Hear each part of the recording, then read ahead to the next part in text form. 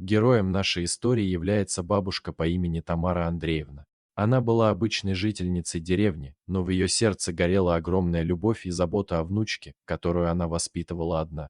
Родители девочки, ее дочка и ее муж, погибли в страшной автокатастрофе, оставив девочку под опеку бабушки. Тамара Андреевна была сильной женщиной, которая несла на своих плечах всю ответственность за воспитание маленькой девочки. Однажды в деревню приехали неизвестные люди. Они требовали от бабушки денег, утверждая, что ее погибшая дочь задолжала им крупную сумму. Старушка, не имея никаких доказательств и не веря этим людям, отказалась отдавать им деньги.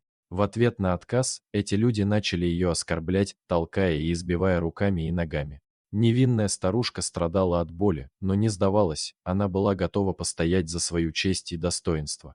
Все это наблюдала внучка бабушки, маленькая девочка, которая смотрела на происходящее с испугом и слезами на глазах. Такое насилие и жестокость были для нее чем-то совершенно непонятным. Она хотела помочь своей любимой бабушке, но была слишком маленькая и бессильна перед этими жестокими людьми. Внезапно, откуда ни возьмись, из темного леса выбежал волк. Странным образом, волк был не агрессивным, а наоборот, выглядел очень миролюбивым и спокойным. Он рванулся к бандитам и начал их прогонять, выпустив пронзительный рев. Люди испугались и попытались убежать, оставив свои злобные намерения. Волк же, казалось, был посланным небом, чтобы защитить бабушку и ее внучку. Тамара Андреевна смотрела на происходящее с изумлением. Она не ожидала такого поворота событий, но при этом чувствовала, что волк пришел, чтобы помочь им. Он спас их от опасности и обеспечил им безопасность. В глазах бабушки было благодарное чувство и надежда на лучшее будущее.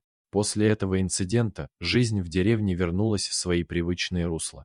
Бабушка и внучка продолжили жить в своем тихом доме, встречая каждый день с улыбкой и благодарностью за каждую минуту, которую проводили вместе.